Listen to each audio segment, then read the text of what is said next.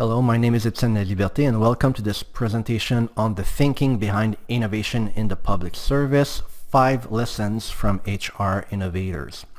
The origin story of this presentation begins about 1.5 years ago as I was wrapping up a project for a separate employer, a government agency, where I had been tasked with looking outside the agency to identify best practices and innovative practices in staffing and recruitment. And as part of that project, I had interviewed over 100 people from 77 different organizations. And I packaged the findings in a written report that you will find on my GC Collab group, as well as a series of 20 short vignettes that you will find on my YouTube channel. But at the close of this project, I found myself more interested by the thinking that made these best practices and innovations possible rather than the practices themselves. And for the year that followed, although I had moved on to a different assignment where I was working on an HR innovation project, I kept having regular conversations with project managers and HR innovators across the public service and questioned them about their project and the thinking that went into these initiatives. And over time, I start noticing patterns in what made some ideas more successful than others, either in their implementation or how they were scaling. And I would like to share 5 of these thought patterns with you today. The first one is not to start with solutions, but rather start with the problem. One thing I have certainly observed in recent years in public service HR is that when we're faced with a problem, we are really eager to solve it and we are quick to jump to solution, when in fact we should take a step back and really examine what is the problem that we are trying to solve exactly. I would like to illustrate that with one of my favorite examples from the interviews that I had done 1.5 years ago. A comparative case study from 2 crown corporations that face the same fundamental problem: to pool or not to pool. Basically, should they create pools of candidates when they run staffing process and recruitment campaigns or not? The first Crown Corporation began by looking at their numbers. They determined that roughly 30% of the people in any given pool that they had created ever got a job offer.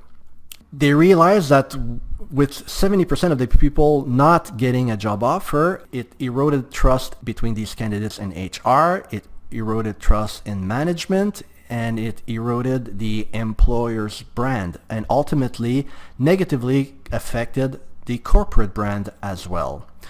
Moreover, the HR director over there also looked at what was the work that went into creating those pools. And again, looking at the historical data, he determined that approximately let's say for a pool of 100 people, the organization has to interview roughly 300 applicants. And to call 300 applicants in interviews, it means that they have probably looked at 3,000 resumes.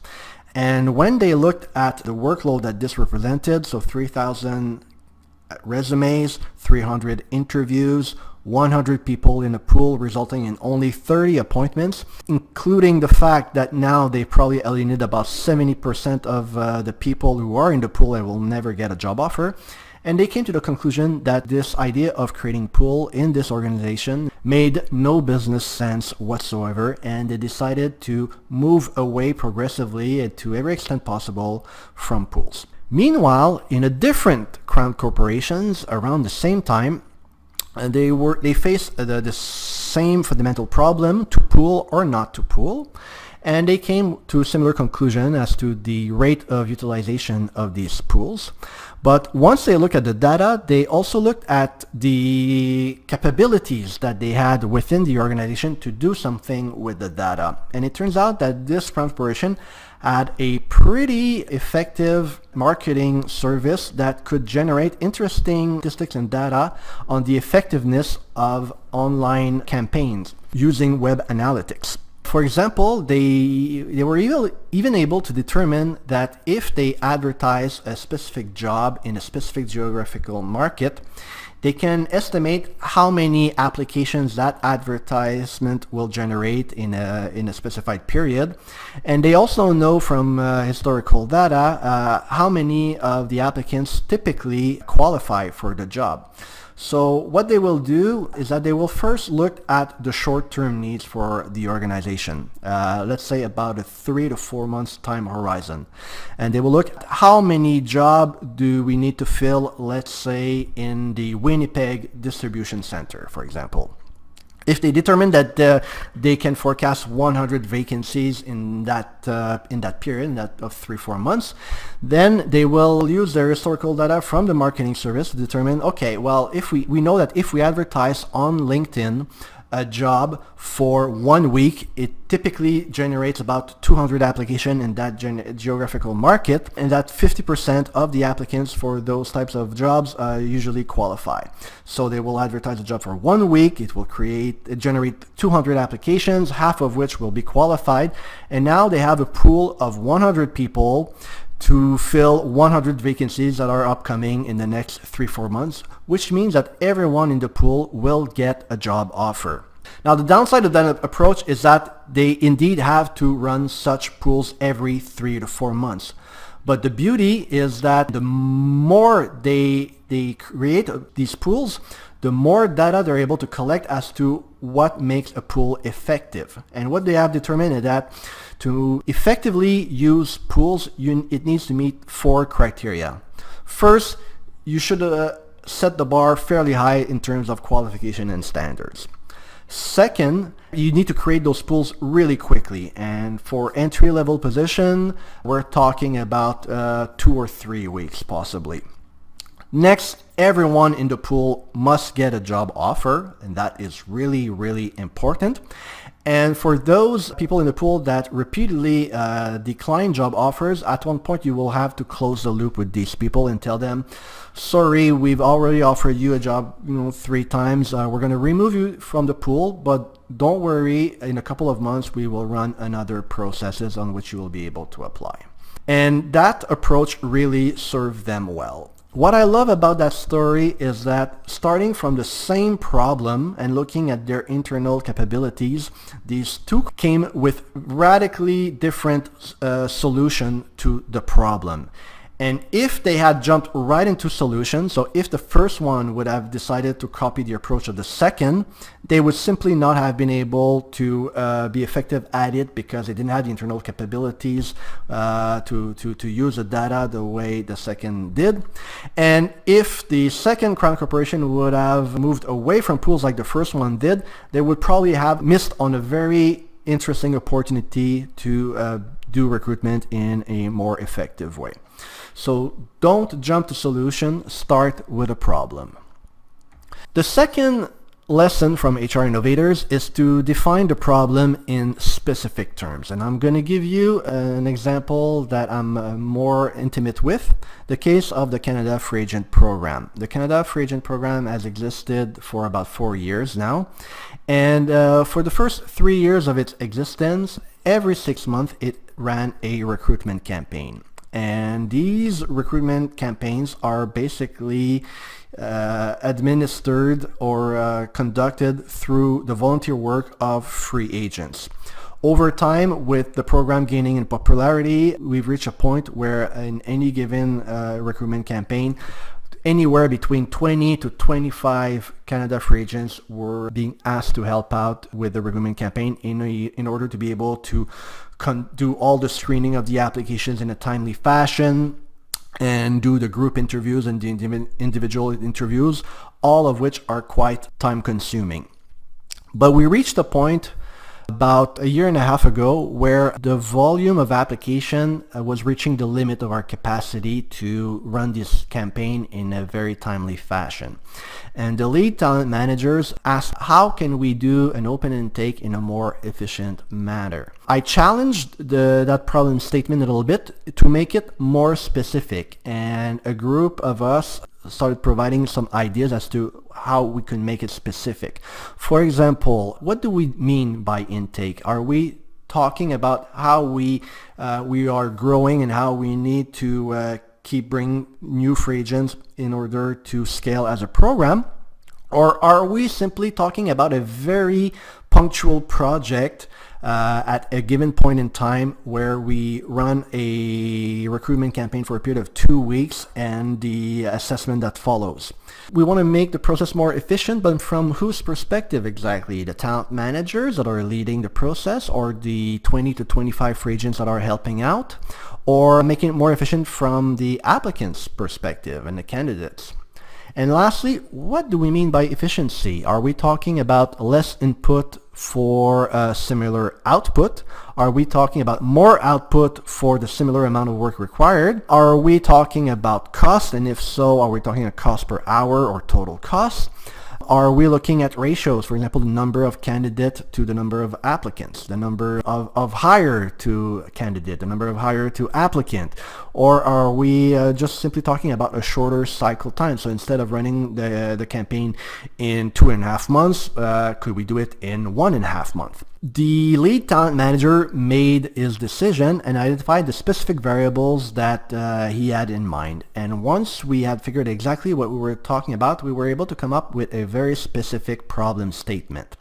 And we moved from this general statement, which was how can we find a way to do an open intake in a more efficient manner, to something much more specific, which was how can we do a 6 open intake so that we reduce the total cost from planning to final selection, and process that will require less work hours for the talent managers and the free agents who help out relative to the number of applicants and candidates or hires.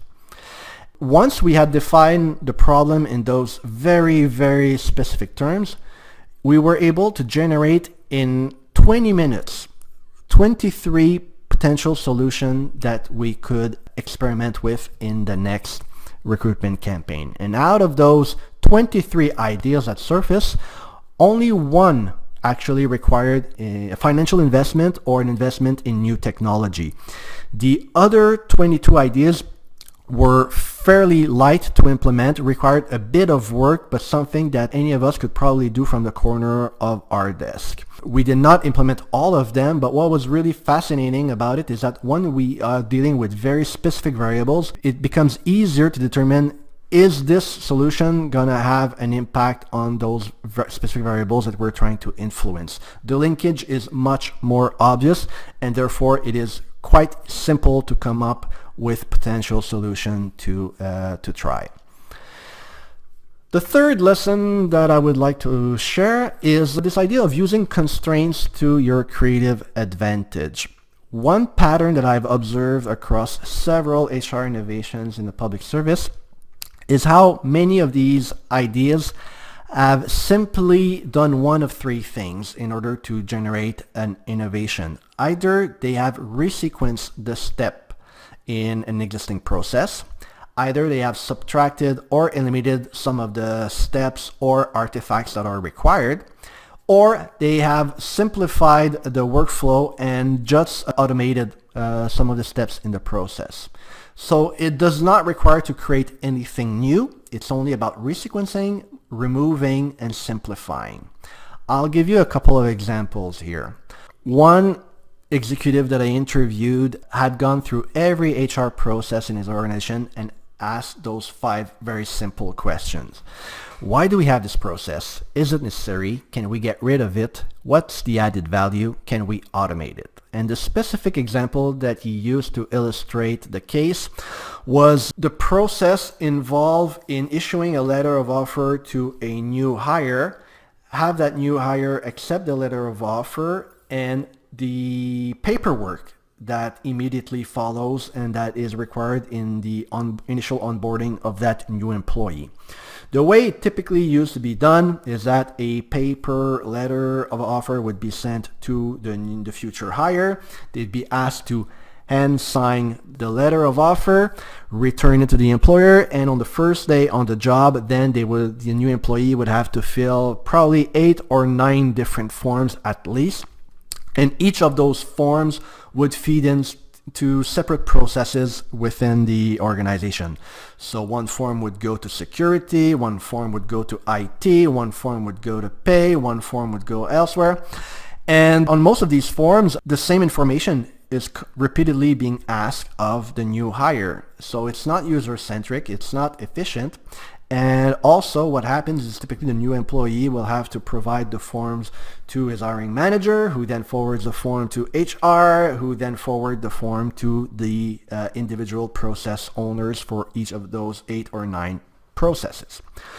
So what this organization decided to do is they decide first of all to move to an electronic platform, and when they issue a letter of offer to a new hire, they say first of all that the new hire can sign the letter of offer electronically, and the offer becomes effective once that offer is accepted electronically, and once the new hire has completed an online form where the person will be asked for a bunch of information that will feed into these 8 or 9 different processes.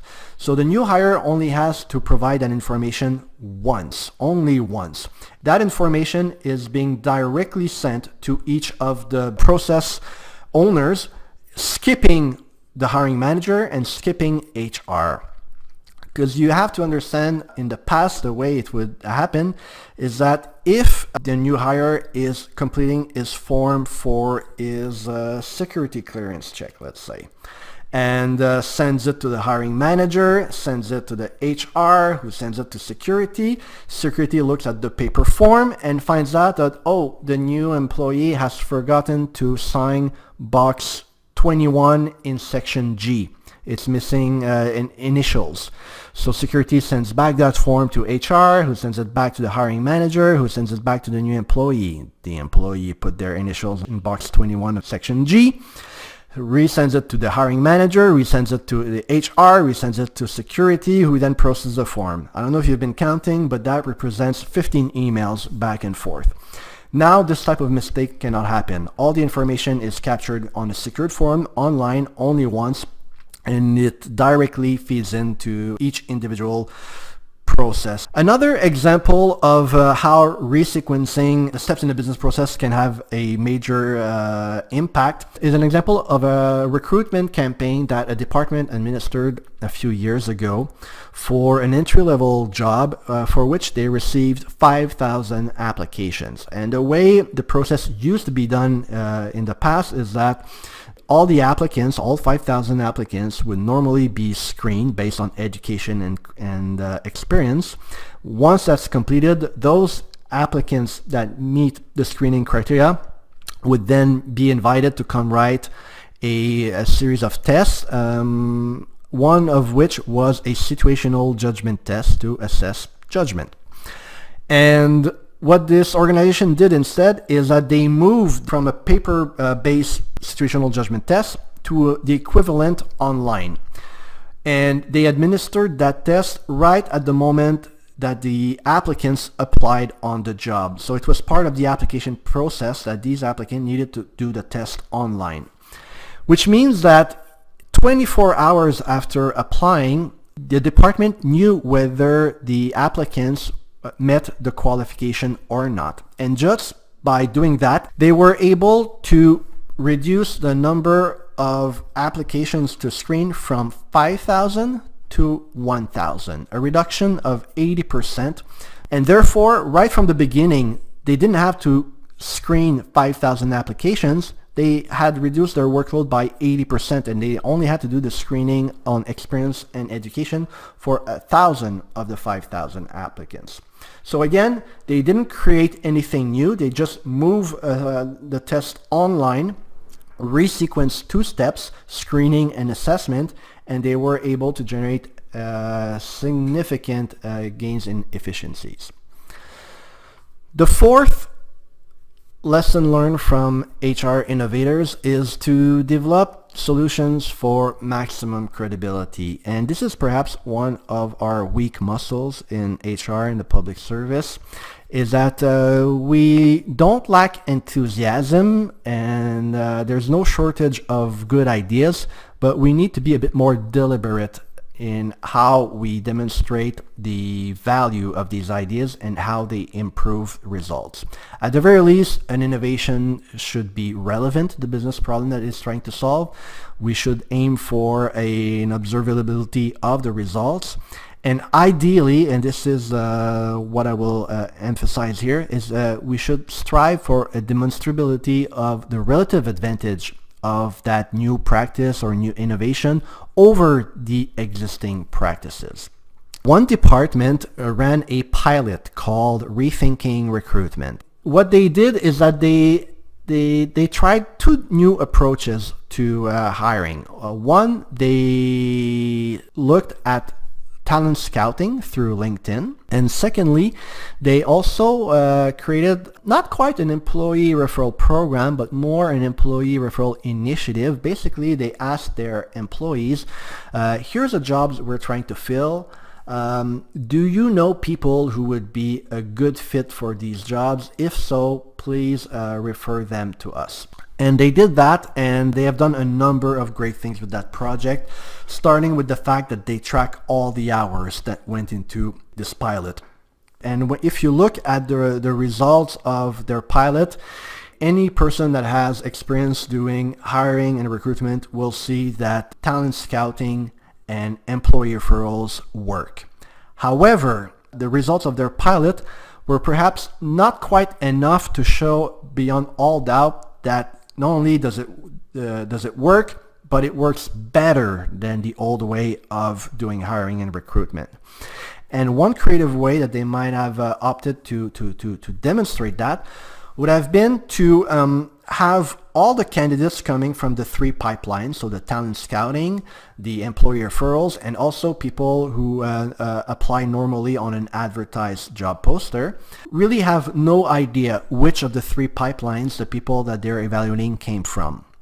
And assuming that the numbers by the end of the process would have been the same that what they got with their pilot, the picture would look something like this.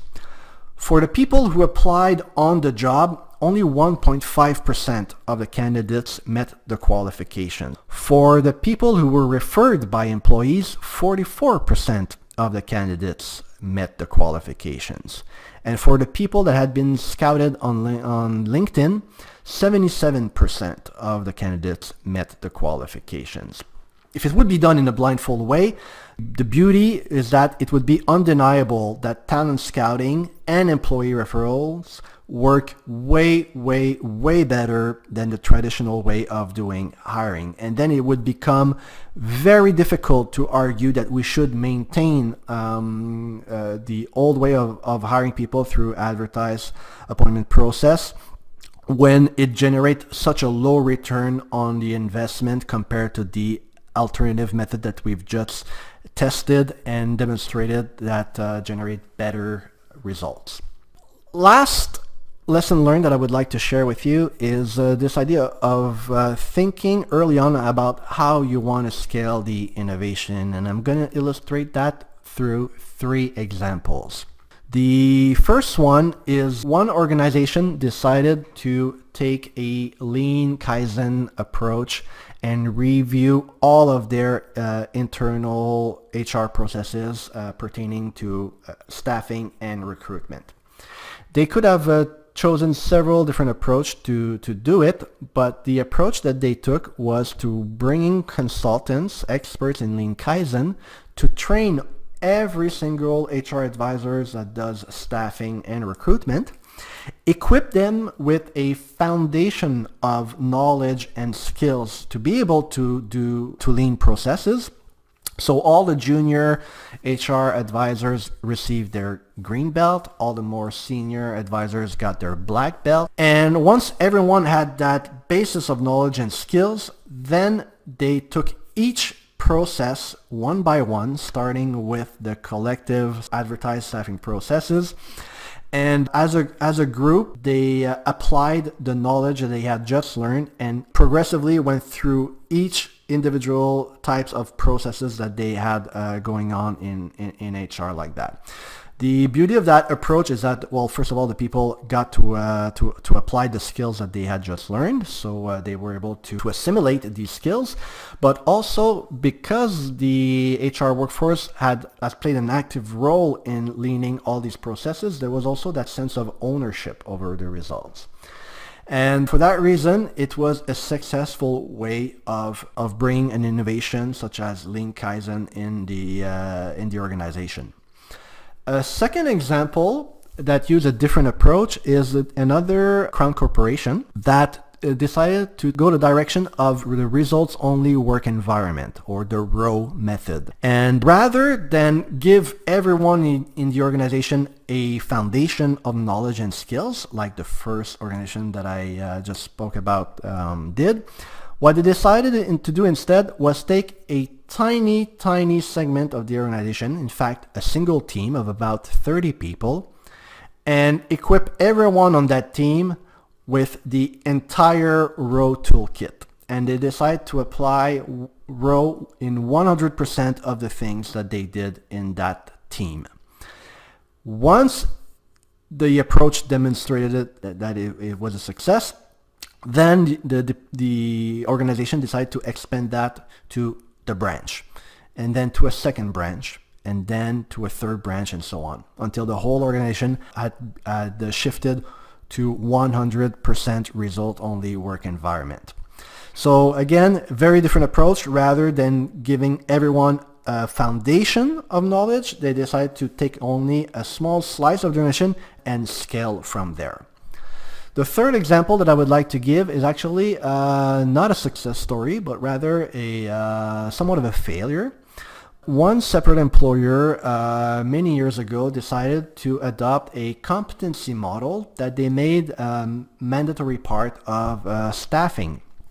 Now, on paper, the idea is hard to argue with. It makes total sense. It seems very sound, because once the premise is that once a person has demonstrated that they meet a given competency, they don't need to be reassessed on that competency. They are eligible for any staffing processes that requires that competency.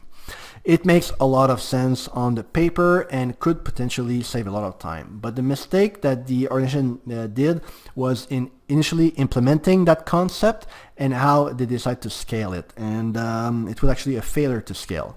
What they did is that overnight, when they turn the key in the ignition of the project, everyone in this large agency had to be assessed against competencies for any process that they would apply on. No one had done this before. No one was prepared to do it. No manager or HR had ever assessed people against these competencies before. The exercise really became an exercise in documenting competencies rather than demonstrating competencies. And it created an enormous pressure and burden on HR, which came at a very, very high financial cost. What this organization could have tried instead, in order to scale strategically the idea, would have been to first implement the competency model in a very safe environment, such as learning and development. And perhaps start by educating some groups as to how this competency models work. Perhaps start experimenting with different ways of documenting these competencies and determining whether the way it's being documented is sufficient to demonstrate that a person masters a competency. And assuming that we get to a point where it works well in a learning environment, then we can bring it into the performance management sphere and progressively integrate it in there as part of the annual performance appraisals, where perhaps the employees, as part of their annual appraisals conducted by their supervisors or team leaders or managers, are assessed against these competencies. And assuming that scaling works at that stage, then and only then you make it a mandatory part of staffing. But this is not the way they adopted it, and as a result created, as I said, an enormous burden on the organization at a very, very high cost. So this concludes the presentation. I've only shared 5 of the lessons learned from HR Innovators, but I have 7 more that I could have shared with you. But given the amount of catching up that we need to do in HR and the shift in mindsets and behaviors that it requires, I think this short list of 5 is a great starting point. And thank you for your attention.